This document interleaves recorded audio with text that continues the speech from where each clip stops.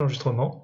Bonjour à tous et bienvenue dans le deuxième épisode des Thèses en synthèse, un programme du Discord du Vortex qui permet aux thésards de ce Discord de venir présenter et vulgariser leurs thèses devant tout le monde. Donc aujourd'hui, on est avec Pinta qui va nous présenter son sujet qui est l'ablation laser. Pinta, c'est à toi.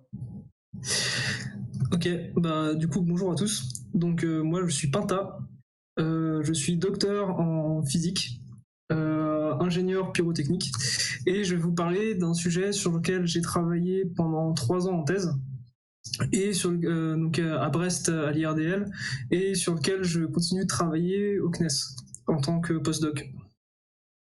On va commencer la présentation par une petite devinette, même si en fait personne ne peut répondre. Quel est le point commun entre un T-Fighter, une bombe atomique, un bâton de colle et une prostate hypertrophiée? La réponse c'est... Non, c'est pas un solo. Le blaster. Globalement, je vais vous montrer que tous ces trucs qui ont l'air complètement éloignés les uns des autres, en fait, ont un point commun qui est le laser. Et plus particulièrement l'ablation laser. Donc, petit principe principe de base sur le laser. En gros, un laser, l'idée, ça va être de venir exciter un milieu, en fait. Et en fait, ce qui va se passer, c'est que en augmentant l'énergie de ce milieu-là, il va être dans un état excité, et en se désexcitant, il va émettre. Donc globalement, ce qui va émettre, on va ensuite le faire rebondir sur plusieurs miroirs. Donc en fait, sur ces miroirs-là, on va amplifier, on va faire résonner, et en fait, ensuite, on va utiliser un miroir semi-transparent ou un déclencheur pour émettre le laser. Donc pour ça, en fait, on a besoin de sources lumineuses pour pomper. Donc en fait, ce phénomène d'énergie où on vient mettre à l'état haut, puis en désexcitant, on vient le mettre à l'état bas, c'est un peu compliqué, mais vous l'avez probablement déjà vu. En fait, c'est ce qui se passe quand on a un jouet phosphorescent. On le laisse sous une lampe, et en fait, il va s'exciter, et en se désexcitant, il va réémettre une lumière lui-même. Sauf qu'il met plus de temps qu'un laser. Globalement, voilà. Le laser, il y a plein de technologies. Il y a plein de milieux amplificateurs. Ça peut être des cristaux, ça peut être des gaz, ça peut être des liquides. On peut le faire fonctionner en mode continu. Mais nous, ce qui va nous intéresser ici, ça va plus être le mode impulsionnel. Donc en fait, l'idée, ça va être d'émettre en fait une impulsion de très courte durée, avec il y a différentes technologies, ça peut être le Q-switch, le mode locking, il y en a encore d'autres. Et on peut avoir des temps d'impulsion qui sont de l'ordre de la microseconde, donc un millième de seconde, la nanoseconde, un milliardième, et picoseconde c'est encore 10 puissance 3 en dessous, donc là 10 puissance 12 je crois, et femtoseconde c'est 10 puissance 15. Voilà, donc là je vous montre un petit laser qui doit faire à peu près 1 mètre de large. Mais on peut aussi avoir des lasers globalement de la taille d'un hangar. Donc ça, par exemple, c'est des lasers qui sont utilisés pour faire des réactions nucléaires. Donc c'est des très gros lasers. C'est pas le laser mégajoule, mais globalement, ça c'est quelque chose qui s'en rapproche. Mais ce qui nous intéresse, nous, en fait, c'est pas tant le laser en lui-même, c'est plus son interaction avec la matière. Globalement, l'effet blaster, on va dire. Comment ça marche? En fait, on va venir focaliser le faisceau sur la matière pour augmenter l'intensité. Et l'idée, en fait, ça va être de venir focaliser le laser sur la matière ou dans l'air. Et globalement, on va avoir un échauffement brutal et une vaporisation de la surface sur une couche qui est très très fine. Et en fait, cet échauffement et cette vaporisation vont être assez violents pour déjà créer une pression phénoménale et ensuite générer des gaz qui vont interagir avec le laser et créer un plasma. Alors rapidement, pour faire le lien avec la prostate de tout à l'heure, c'est que en fait, le fait de venir ablater sur des très fines couches, ça peut venir, on vient enlever très peu de matière. Et en fait, en enlever très peu de matière, on peut venir faire des opérations chirurgicales. Et globalement, par exemple, une ablation de la prostate au laser, c'est le principe. Ça peut marcher aussi pour des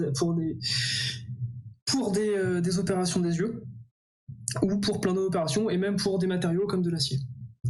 Donc, à partir de là, qu'est-ce qui se passe? Donc là, vous avez une animation. En haut, vous avez ce qu'on appelle un claquage dans l'air. Ça veut dire qu'on vient focaliser le laser dans l'air. Et en fait, c'est juste, au bout d'un moment, l'air s'ionise. et ça crée un plasma. Donc le gros flash blanc, vous voyez, c'est un plasma. Dans le deuxième cas, donc le cas en dessous, c'est une feuille d'aluminium qui est posée sur un bloc de verre et on vient tirer donc le bloc de verre étant transparent laser, on vient tirer entre le bloc de verre et l'aluminium. Et donc on voit encore le plasma et on voit une éjection. Donc ce que vous voyez en fait autour de l'éclat, c'est une onde de choc aussi, sachant que l'éclat vole à peu près à 1500 mètres par seconde. Dans ce cas-là, donc ça c'est 2 manips que j'ai fait en thèse. Voilà, donc nous ce qui va nous intéresser vraiment c'est l'utilisation de la pression. Alors, en fait, donc, comme je disais, l'exposition, elle est très brève, à une intensité très haute, ce qui crée donc ablation et création d'un plasma. Et en fait, la détente du plasma va engendrer une poussée importante, c'est-à-dire une onde de choc. Donc cette onde de choc, elle est à haute pression, donc de 5 à 200 gigapascales. Alors, pour comparaison, ça fait entre 10 000 et à peu près 1 million de fois la pression atmosphérique, pour des durées qui sont très courtes, de l'ordre de la nanoseconde. Donc globalement 1 milliardième de seconde. Voilà. Globalement, c'est ce qu'on va créer. Donc on vient créer le plasma sur la pièce et propager une onde de choc.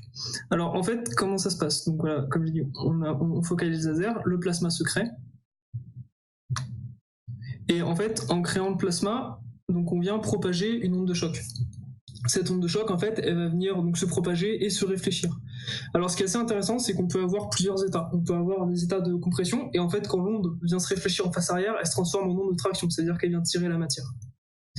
Alors, moi, c'est principalement ce que j'étudiais, c'est-à-dire la propagation des ondes de choc dans la matière. Donc là, je vais vous montrer une simulation que j'ai réalisée sur un bloc plein. Et donc globalement, ce qui se passe, c'est que donc on a une tache laser sur un bloc plein et en fait on vient voir ce qui se passe à l'arrière de la pièce. Donc en fait, on va avoir une propagation de l'onde de choc jusqu'à la face arrière, transformation en état de traction, et là, paf, on vient éclater la pièce. Alors ça a assez peu d'intérêt en soi sur une pièce simple, à part juste s'amuser à éclater des pièces. On peut globalement utiliser ça pour venir durcir la pièce en surface, mais ce qui m'intéressait dans ma thèse, c'était justement cet aspect de on vient casser l'arrière. Pourquoi? L'idée, c'est que si on change de configuration et qu'on prend un assemblage collé, et ben en fait, venir casser en face arrière, ça va pouvoir nous aider à venir tester la solidité de l'assemblage. Alors là, globalement, j'ai fait une simulation sur un assemblage qui est sain, donc qui est assez solide, avec une pression qui ne le cassera pas. Et donc en fait, globalement, quand on regarde la simulation, ce que ça donne, c'est que... donc là, les ondes sont passées. Le temps que la sim se remette. Donc globalement, on va avoir... C'est vachement long. On va avoir une onde qui se propage, qui revient donc plusieurs fois. À chaque interface, en fait, il y a une onde qui se sépare, une qui est transmise, une qui réfléchit. Et donc, en gros, les ondes vont se balader jusqu'à faire un ensemble complètement chaotique d'ondes. Et dans ce cas-là, on a... voilà, dans ce cas-là, on n'a pas d'endommagement. Si on prend le même assemblage, mais qu'on le rend un tout petit peu moins solide. Globalement, ce qui va se passer, donc, quand on va mettre l'impulsion, que j'ai pas encore mise, voilà, c'est que en fait on va venir, donc l'onde se propage et on va venir casser en fait on va venir casser l'assemblage. Alors l'intérêt, c'est que si l'assemblage est pas solide, du coup ça permet de le tester. Ça permet de venir dire si l'assemblage est solide ou non, parce qu'avec une même pression, en fait on vient plus ou moins endommager l'assemblage. Donc là, c'est une slide que j'avais donc directement issue de ma soutenance, où en fait on voit un assemblage que j'ai cassé. On voit un assemblage que j'ai cassé et en fait on voit du coup les fissures en bas. Donc c'est vu au microscope. Alors quelque chose qui est intéressant à remarquer, c'est qu'il y a une onde qui est plane et plusieurs qui sont obliques.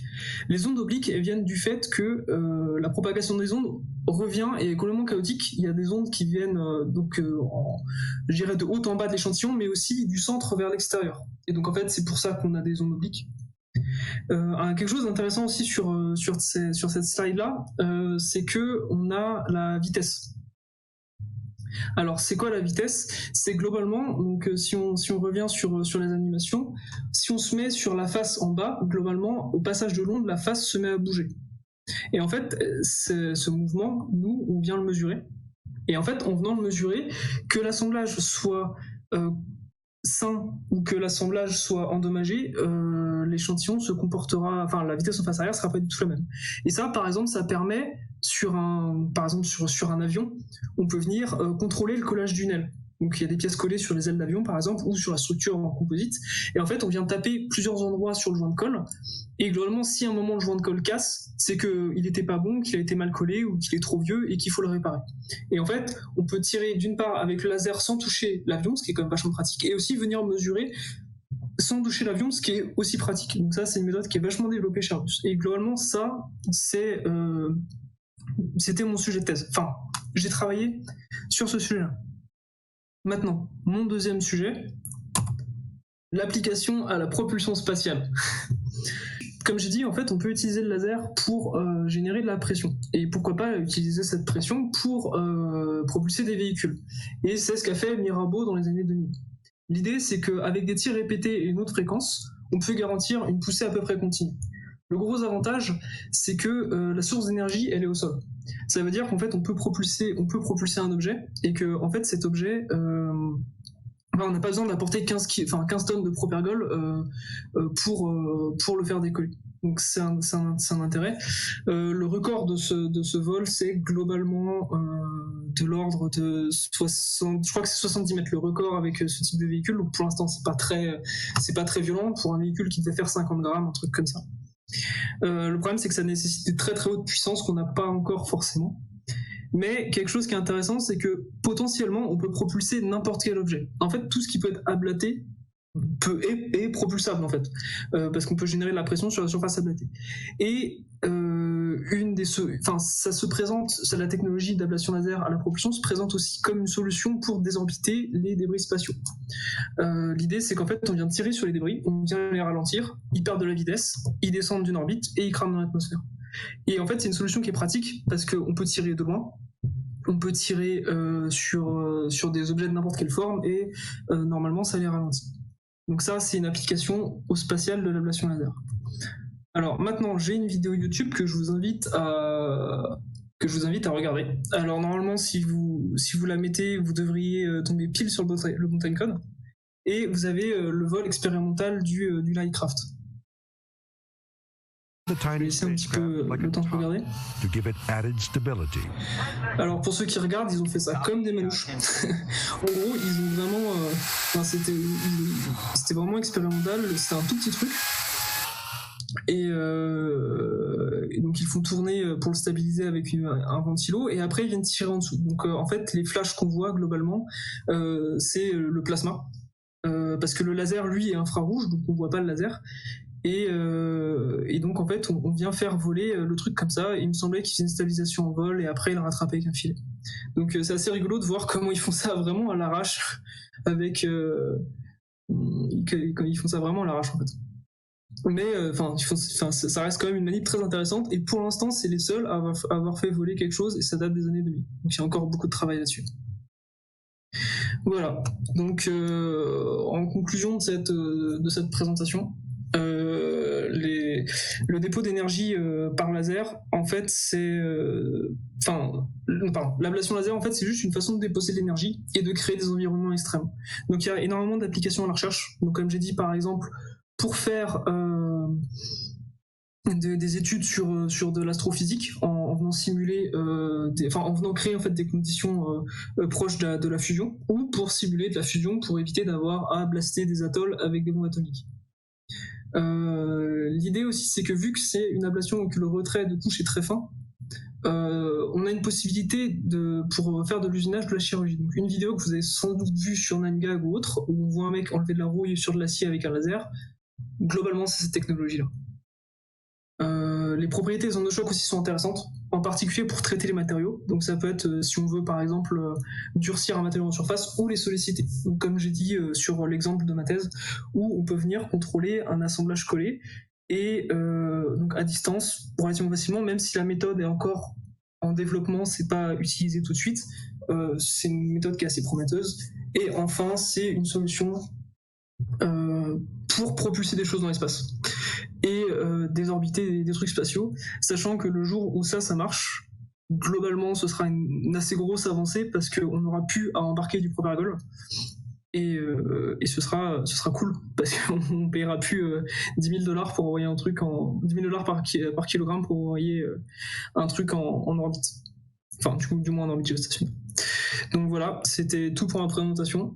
Désolé pour les bugs, et si vous avez des questions, je serais ravi d'y répondre. Merci à toi pour ta présentation. Encore désolé pour les problèmes techniques que j'ai eu de mon côté, qui seront, je l'espère, coupés au montage pour que ça ne se remarque pas. Alors du coup, pour les questions, je vous demande tous de repasser en salle d'attente, parce que comme ça vous allez pouvoir vous mute et vous démute, et on va passer donc aux questions à partir de là. Et je pars par le haut et je demande à CXZ, donc comme fait auparavant, quelle est donc ta question? Eh bien, très bien. Merci pour la présentation. C'était très intéressant de trouver un usage à la science-fiction, ça fait plaisir.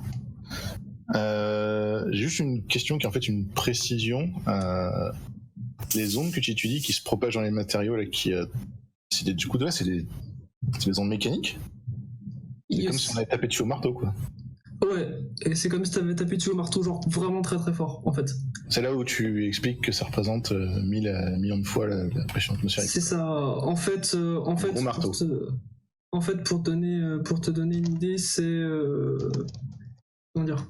Enfin, en fait, on peut éclater de l'alu avec ça. Enfin, en gros, la simu que j'ai montré, j'ai mon directeur de thèse qu'on a fait qui a éclaté de l'alu avec ça. Ce qu'il faut voir, c'est que c'est pas des ondes acoustiques, c'est pas des ondes. Comment dire, c'est pas du son, c'est des ondes de choc. La mécanique est légèrement différente. Les phénomènes sont légèrement différents. C'est comme du son, mais en beaucoup plus violent, ce qui fait qu'il n'a pas exactement le comportement que l'onde sonore. Est-ce que tu peux expliquer justement la différence, si c'est simple à expliquer?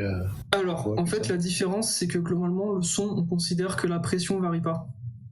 En fait, on considère que la pression varie très peu, du moins c'est négligeable par rapport à l'environnement, alors que dans le choc, c'est pas du tout le cas. Ce qui fait que, en changeant la pression, on change la densité du matériau. Parce que globalement, on le comprime, ça veut dire que le matériau n'a plus les mêmes propriétés avant et après le choc.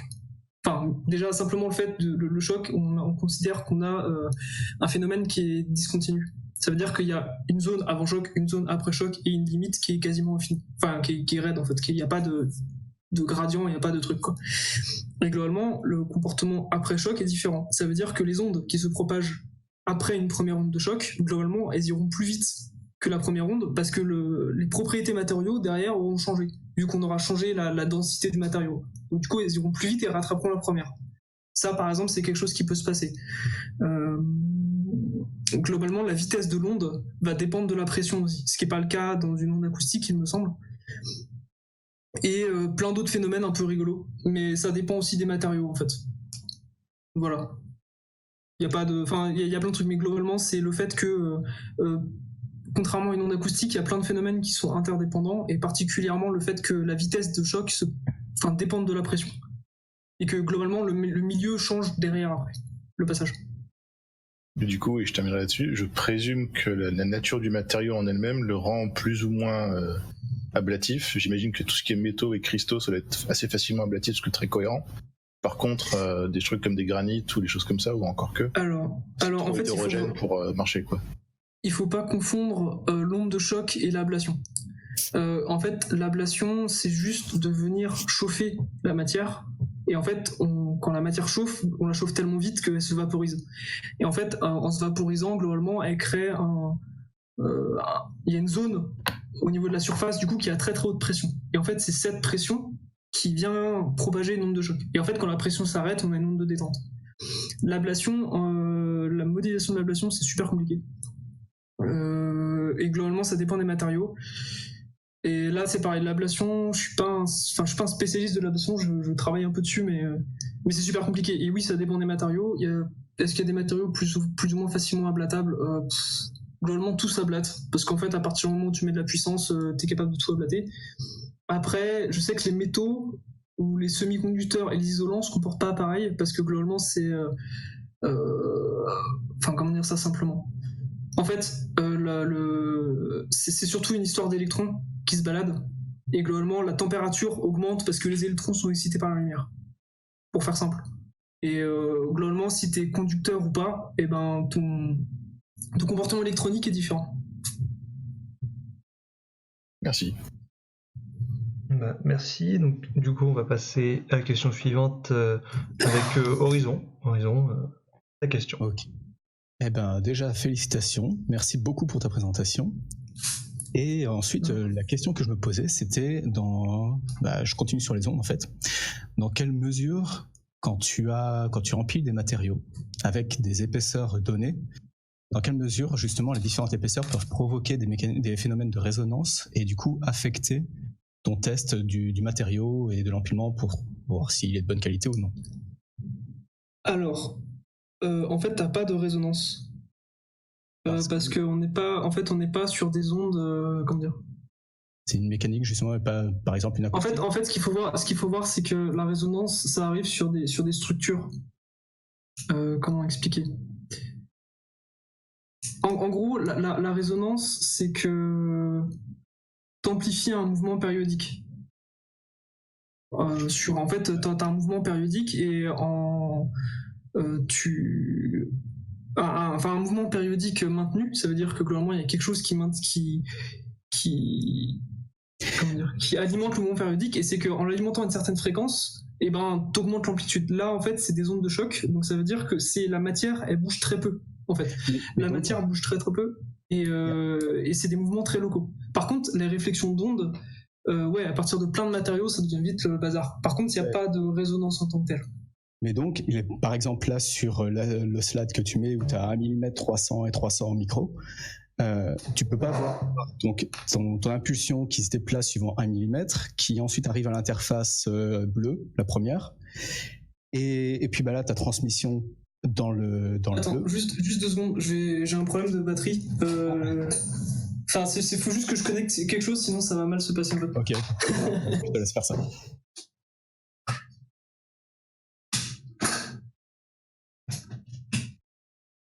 C'est qu'il est batteur?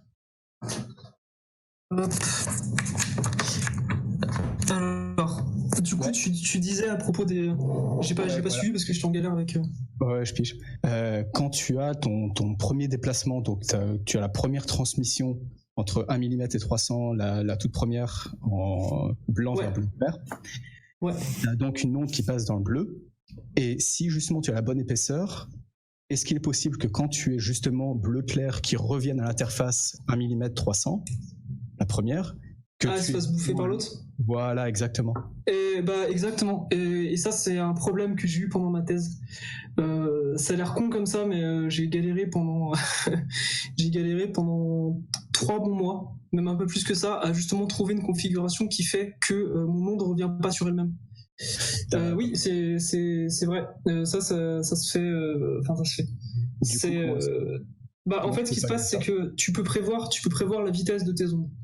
Ouais. Et globalement, tu peux prévoir leur temps d'arrivée, en fait. Et en fait, en prévoyant leur temps tu sais que ton onde se propage à une certaine vitesse. Que globalement, pour qu'elle arrive à un certain temps, il faut qu'elle parcourt une certaine épaisseur. Et en fait, globalement, il faut que tu dimensionnes tes épaisseurs de sorte à ce que tes ondes arrivent au bon moment. Okay.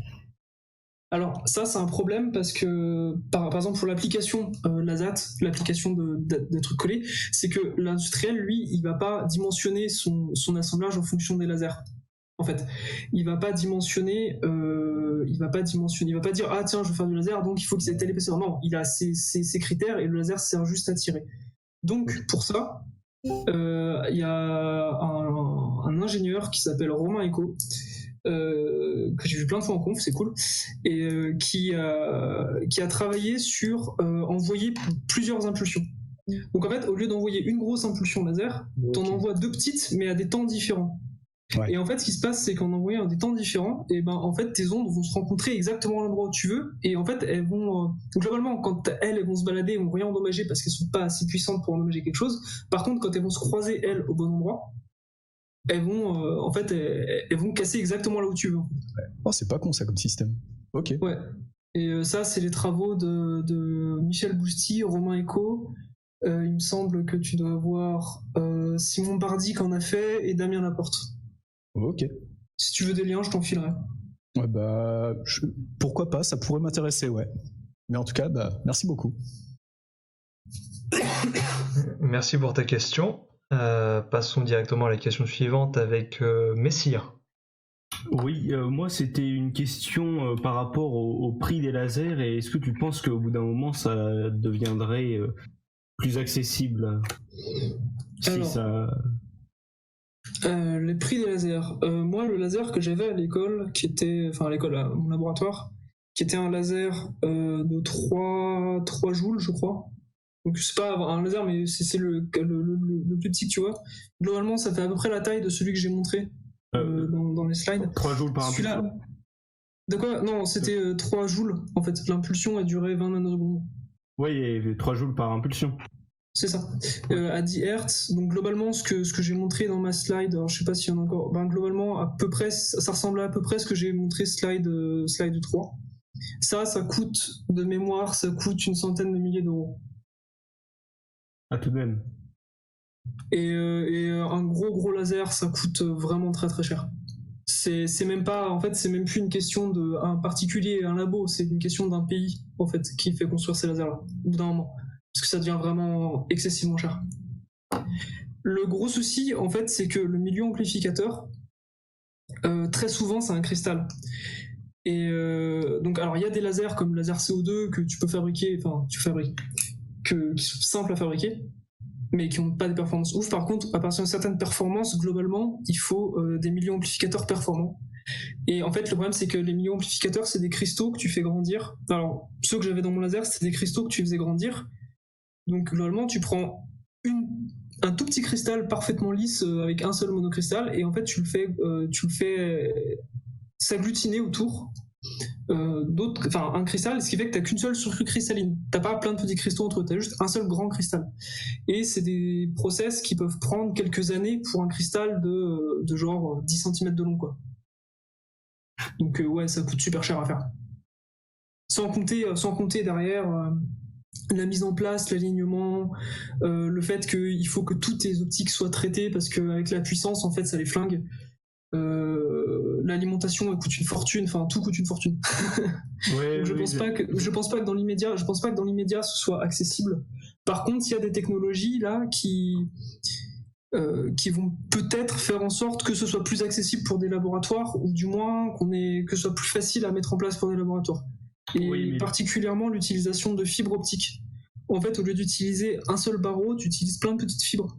Et apparemment, ça permettrait de gagner un peu en perf et surtout de faire des lasers pas forcément moins chers, mais qui ont besoin de moins de matériel autour pour fonctionner, en fait. Oui, du coup, le prix vient surtout de l'industrie qui n'est pas encore vraiment faite pour, mais c'est pas une contrainte inhérente comme un kilo d'or qui va rester cher. Comme je te dis, c'est surtout que là, le process qu'on a actuellement, qui est un process qu'on connaît depuis super longtemps, faire grandir un cristal, ça coûte vraiment super cher et on n'a pas d'autre solution.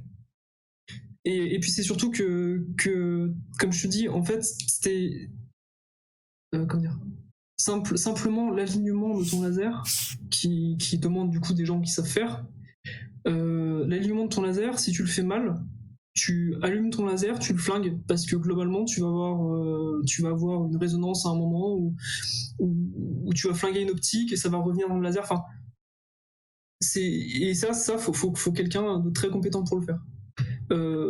Après, il faut un système de refroidissement, il faut un système qui permet d'envoyer des tensions phénoménales pour justement envoyer un flash lumineux pour déclencher.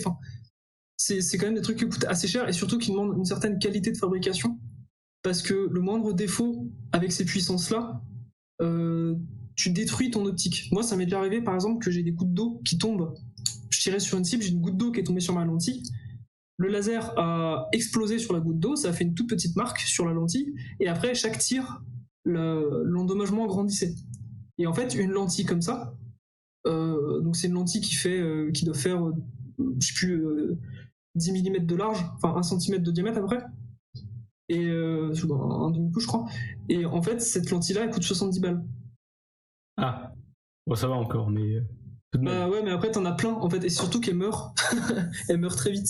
70 balles dans un laser c'est du consommable en fait. Oui, voilà. Oui, parce que si ça suffit d'un minimum d'absorbance, c'est ça. de l'ablation, mais sur la lentille, quoi. D'ailleurs, est-ce que le laser, il y a les 3 joules, c'est à la sortie du laser Oui, c'est à la sortie du laser. Parce que je suppose que l'absorbance des lentilles, faut que ça soit bien calibré aussi pour que... Alors moi, j'avais qu'une seule lentille pour focaliser, et je faisais toutes mes mesures d'énergie à la sortie du laser, en fait. D'accord. Et comment tu mesurais l'énergie, du coup ? Alors on faisait ça avec une tête pyroélectrique.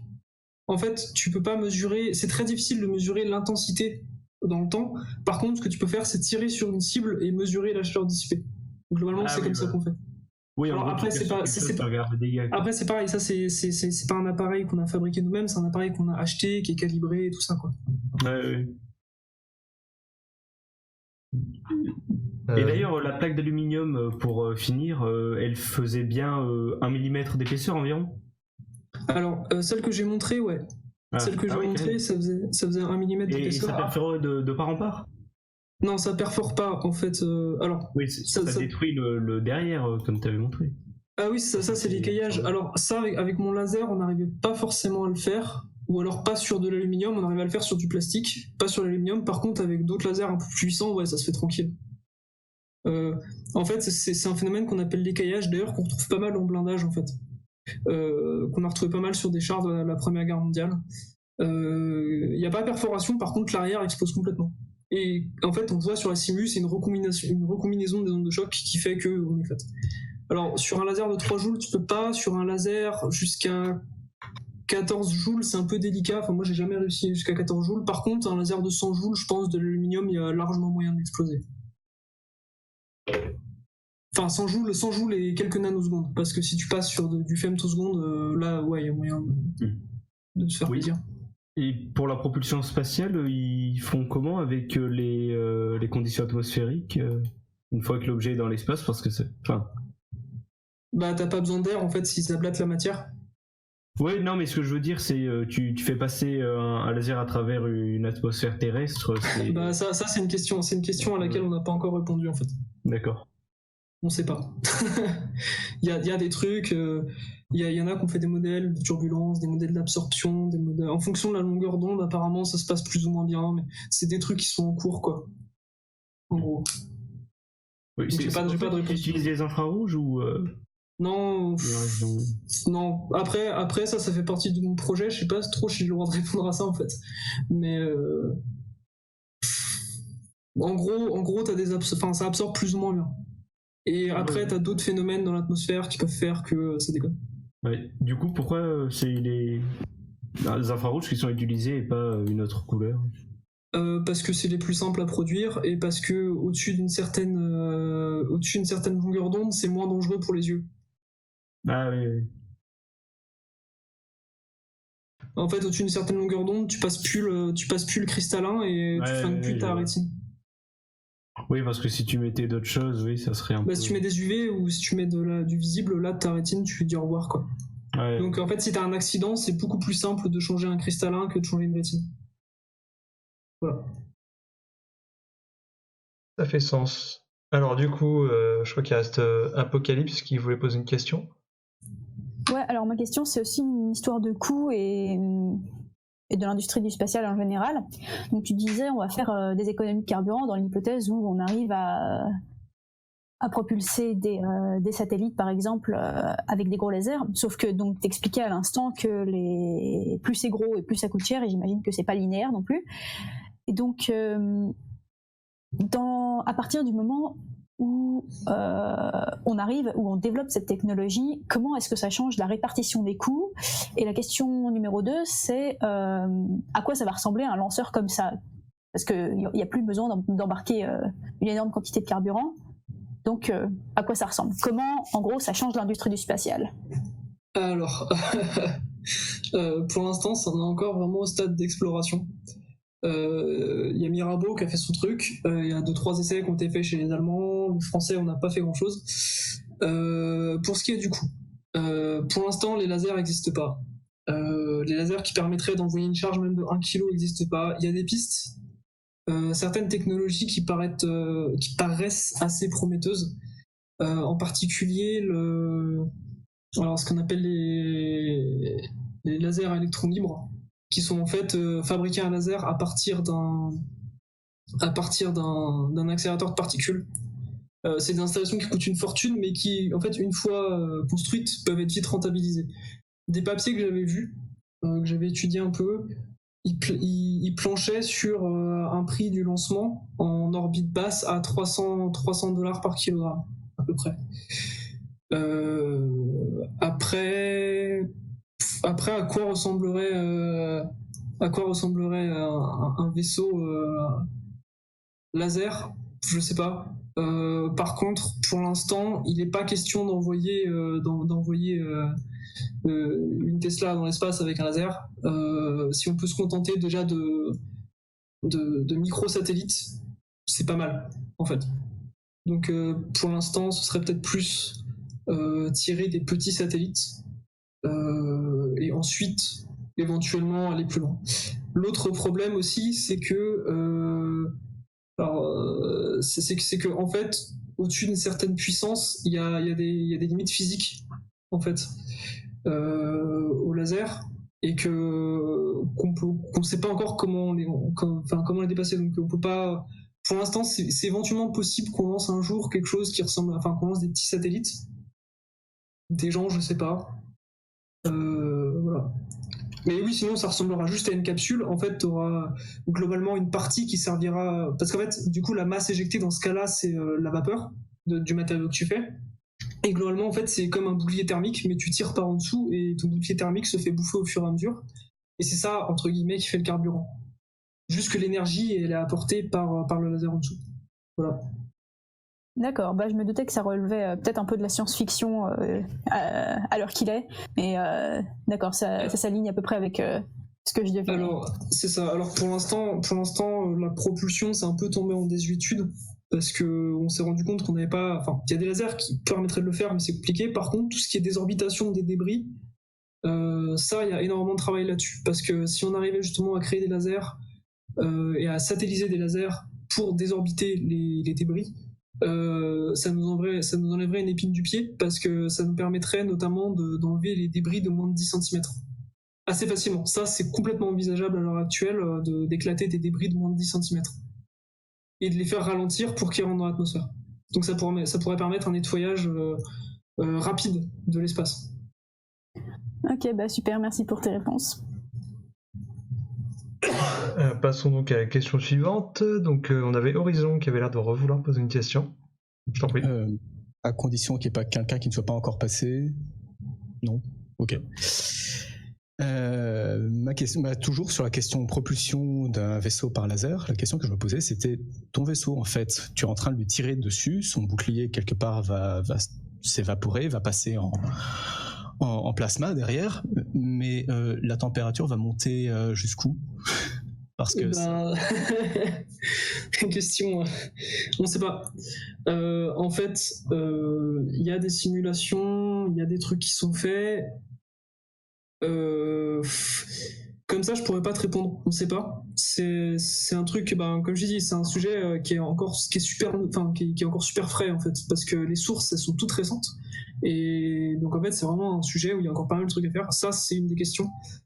Un des éléments de réponse, c'est que déjà, tu as l'échauffement qui est lié au choc et l'échauffement qui est lié à l'ablation. L'échauffement qui est lié à l'ablation apparemment prédomine. Par contre, ce qui peut se passer, c'est que globalement le plasma, en fait, au bout d'un moment, absorbe le laser, en fait.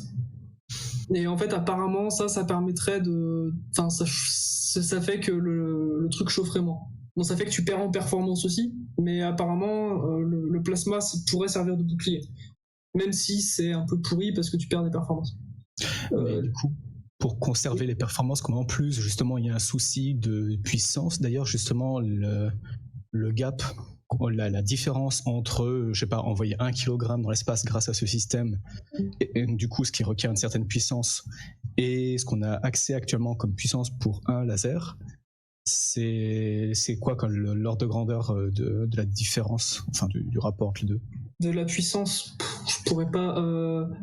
Alors attends, j'essaie juste de regarder un document. Parce qu'en fait, j'ai peur de répondre à un truc que j'ai pas le droit de répondre. Sinon, on fait une estimation au doigt mouillé, là. Toc. Alors, j'ai un papier qui parle pour un truc de quelques kilos d'un laser qui, en puissance moyenne, est de l'ordre de 10 kW. Ce qui, pour l'instant, n'existe même pas, en fait. Okay. Donc, en fait, ce qu'on compte comme puissance moyenne, c'est juste... c'est pas la puissance pic, parce que la puissance pic, elle est phénoménale. La puissance pic, t'arrives à des... Tu peux atteindre... tranquillement le gigawatt par centimètre carré. Ce qu'ils appellent la puissance moyenne, c'est globalement quand tu fais la somme de tout ce que tu as envoyé et que tu divises par le temps. Ouais. Et ça, globalement, ce serait... Il y a un papier qui est publié, donc je pense que j'ai le droit d'en parler, qui donne une estimation de l'ordre du kilowatt, sachant que pour l'instant, on peine à atteindre des dizaines de kilowatts, sachant que pour l'instant, on peine à atteindre le kilowatt. Ok. Pour un satellite, je crois qu'il avait fait une estimation à 4 kilos, il me semble, ces eaux-là. Je pourrais t'envoyer le papier si ça t'intéresse. Bah ouais, mais sur un vaisseau qui est relativement large, si en gros tu fais un vaisseau galette, certes l'aérodynamique c'est pas le mieux, mais du coup comme tu as cette surface, est-ce que tu peux te permettre de tirer des impulsions suivant différents cadrans de ton disque pour que quand toi tu commences à avoir trop de plasma qui commence à s'accumuler, qui réduit ton efficacité, que tu tournes, genre t'avais 3 impulsions. Alors en fait le problème c'est que du coup ça veut dire que c'est pas ton disque qui bouge, c'est ton laser en fait, et que globalement il y a moyen que tu fasses tourner, enfin que ton disque il parte en vrille en fait. Bah, c'est pour ça que je parlais d'en utiliser plusieurs pour stabiliser. Alors je sais pas du tout. Déjà pour l'instant on essaie de mesurer la puissance. Il y a plein de concepts. Il y a plein de concepts qui ont été proposés par des Russes, des Américains et des Japonais surtout. Ça, je l'ai pas vu passer. Globalement, l'autre solution, c'est juste d'attendre que ton plasma se dissipe. Ok. Qui est, à mon avis, plus simple. Après, je sais pas. Après, c'est des trucs sur lesquels je peux pas te répondre parce que je peux pas te répondre. Je sais pas. Ouais, parce que c'est encore trop frais. Ok, bah merci beaucoup. Merci à toi. On va encore continuer les questions avec Messire. Oui, moi c'était que des fois tu dis j'ai pas le droit de répondre, c'est que t'as des clauses de confidentialité ou des choses du genre ou... Ouais. Ah d'accord. Et que en gros tout ce que j'essaie de répondre c'est que je l'ai vu dans la biblio, donc ça veut dire que ça a été publié et que j'ai pas de problème à le dire. Tu travailles pour l'État, une compagnie privée ou... Bah le CNES en fait. Ah oui, d'accord. Oui, du coup, tant que c'est pas breveté ou des trucs du genre, faut pas... Bah en fait, j'ai une clause de... Enfin, en gros, sur mon contrat, il y a plein de points où il y a marqué confidentiel. Et en fait, le truc, c'est que j'ai pas envie de dépasser accidentellement ce truc-là. Donc, je pars du principe que si c'est publié, j'ai le droit d'en parler. Si c'est pas publié, j'ai pas le droit d'en parler. Ça m'évite des problèmes. Enfin, des problèmes, je sais pas, après, il n'y a pas grand-chose, mais c'est tout. c'est juste un peu. D'accord, merci. Ok, moi j'aurais aussi une petite question avant celle de CXZ. C'est maintenant qu'on a des fusées qui arrivent à revenir une fois après qu'elles ont envoyé leur masse, enfin leur charge dans l'espace, telles que les fusées de SpaceX, est-ce que c'est encore intéressant d'avoir des fusées, enfin de propulser les choses avec des lasers? En fait, bon déjà SpaceX, il faudrait qu'ils montrent qu'ils ont rentabilisé le truc, parce qu'ils l'ont pas encore tout à fait démontré. Et ouais, carrément, parce que même SpaceX, je crois qu'ils partent sur les estimations, c'était $1000 par kilogramme en orbite basse, je crois. Comme je te dis, si on passe au laser, pour un petit satellite, t'es de l'ordre de 300 à peu près pour la même charge. D'accord. En fait, du coup, c'est sûr. En fait, après, il y a d'autres choses que j'avais vu passer. C'est aussi, par exemple, t'envoies un satellite. Enfin, en fait, comment dire, t'as plein d'applications. C'est aussi, tu peux par exemple envoyer un satellite avec une fusée classique, mais juste le foutre en orbite basse. et après l'accélérer avec un laser en orbite, sur d'autres orbites en fait. D'accord. En gros, utiliser le laser comme méthode d'appoint en fait pour propulser. Ou par exemple, un autre truc qui est possible, c'est qu'on voit qu'il y a un satellite qui se barre en couille. Et ben, en gros, tu tires dessus avec un laser depuis le sol pour le redresser, ou avec un laser depuis un satellite quelque part pour le redresser. Comme ça lui évite de consommer du propargol pour rien, par exemple. Ok. Après la grosse propulsion en tant que telle, pour l'instant, c'est pas hyper développé. Et l'intérêt, ce serait de baisser les coûts au max. En fait, l'idée, c'est que SpaceX, t'as quand même... t'envoies un truc dans l'espace, t'emportes du carburant, tu dois faire 15 000 vérifs une fois que ton truc il est descendu au sol. Parce qu'en fait, faut pas croire, ils revolent pas comme ça. Ils font 15 000 vérifs de tous les moteurs. Enfin, ils doivent changer 15 000 pièces aussi. C'est vraiment le bordel. Alors que là, en fait, à partir du moment où t'as tout investi dans ta source laser et globalement le tracking, bah, c'est comme tirer des boulets de canon, quoi. Ouais. Tu t'en fous, une fois que le boulet est parti, il est parti, quoi. Ok. Merci pour ta réponse. Du coup, on en arrive à la fameuse question de CXZ. Vas-y. La fameuse, de suite, il met la pression. J'avais une question, à propos des travaux sur les impulsions laser. On a la chance, après je sais pas si c'est une chance plus que ça, mais le dernier prix Nobel de physique 2018 a été donné à Jérôme Mourou de la Strickland et à Arthur Ashkin, qui ont justement bossé sur les impulsions laser de très très haute intensité, avec une petite combine pour réassembler des ondes. Ils ont fait des additions d'ondes pour recombiner des très hautes intensités, si j'ai bien compris. Est-ce que c'est un sujet que tu as étudié, toi, vis-à-vis de ta thèse? Est-ce que Ça marche. Est-ce que ça t'a impacté? Est-ce que ça fait quelque chose d'intéressant pour toi, ou est-ce que c'est complètement des sujets qui n'ont pas du tout impacté ta thèse? Je sais que un des gros problèmes, c'est que tu peux pas... par exemple, je sais que sur le laser mégajoule, un des gros soucis, c'est que tu peux pas faire une seule grosse source. En fait, le laser mégajoule, par exemple, c'est 4 sources. Et le souci, c'est qu'on est sur des durées qui sont de l'ordre de la nanoseconde. Ça veut dire que si tu synchronises pas à la nanoseconde près ton truc, globalement, en fait, tu auras 4 impulsions, par exemple. Au lieu d'en avoir une seule. Parce que tu seras pas à la nanoseconde près. Sachant que nous, on avait fait le calcul pour notre manip, parce qu'on avait un décalage à un moment, et 30 mètres de fibre optique, ou 30 mètres à parcourir dans le vide, par exemple, sur un laser, ça fait un décalage de... Je crois que c'était ça faisait un peu moins d'une microseconde. Donc déjà, pour un laser nanoseconde, c'est monstrueux, parce que du coup, tu décales complètement ton onde. Mais pour un laser picoseconde, voire femtoseconde, là c'est hors de question. Et ouais, tout un souci, c'est justement d'arriver à synchroniser les sources. Alors, il y a des méthodes, moi je suis pas vraiment spécialiste de ça, mais je sais que c'est un gros souci. Et par exemple, je parlais des fibres. Globalement, un des gros problèmes avec le laser fibré, c'est qu'on n'arrive pas à synchroniser les fibres entre elles.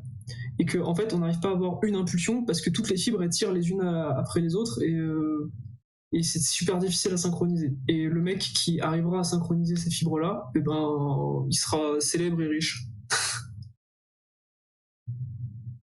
Voilà.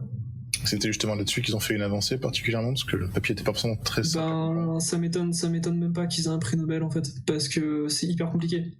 Alors, je sais que c'est des systèmes, en fait, c'est de l'asservissement optique, en fait, qu'ils font. Comment ça marche, je sais pas. Mais globalement, en fait, ils font de la mesure et ils refont de l'asservissement. Donc c'est hyper compliqué. Et pour le mégajoule, par exemple, je sais que c'est un des gros soucis. Parce que j'avais lu un papier là-dessus aussi qui expliquait que c'est hyper difficile comme je te dis, le problème c'est qu'on est sur l'ordre de la nanoseconde. Donc en fait, la nanoseconde, c'est 30 mètres, quoi. Enfin, en fait, même si tu décales ton truc de 3 mètres, tu désynchronises tes fibres, en fait. Sachant qu'on est sur des lasers qui font la taille d'un hangar, donc 3 mètres, c'est vite arrivé en cumulé. D'accord, merci. Ok. Je vois pas d'autres questions là directement. Donc je suppose que tout le monde a épuisé son stock de questions peut-être. Moi non plus je n'ai pas vraiment d'autres. Du coup... J'ai bien une question. Vas-y. Du coup, quel est le rapport avec le TIE Fighter? Le rapport avec Avec le TIE Fighter que tu mettais là au début. Ah, les blasters et le fait que ce soit de la propulsion. Du coup, là, ils ont pas du tout des boucliers sur les côtés pour qu'on puisse les déplacer. Non, c'est... Puis ils sont tirés dessus laser, parce que globalement ils ont des canons laser. C'est juste ça. Ils ont des canons laser. Mais en fait c'est exactement ça, le blaster laser c'est exactement ce qu'on fait. Et d'ailleurs c'est rigolo parce que... Enfin, ça fait pas le même bruit, ça fait pas piou piou piou, ça fait plus des bruits de claque-doigts. Mais par contre, ce que t'observes à l'œil nu, en fait, c'est ce que t'observerais avec un tir de blaster. Donc tu vois pas par contre le petit truc partir, mais l'explosion de la cible ça fait un gros flash en fait. Et c'est assez rigolo. Enfin, moi je trouve ça rigolo. Bien. Donc du coup, si on finit les questions ici, je vais vous parler juste vous annoncer la thèse en synthèse de la semaine prochaine, et puis à partir de là, on pourra partir sur des discussions diverses et variées. Donc jeudi prochain à 21h, ce sera Nana Amazing qui va nous parler de sa thèse en virologie moléculaire et du travail qui travaille sur l'étape d'assemblage du coronavirus MERS, qui est un virus respiratoire qui a émergé récemment et qui est très pathogène pour l'homme. Voilà pour la semaine prochaine. Je vous souhaite une bonne soirée. Merci d'être venu. Merci à Panta pour ta présentation. Et au plaisir.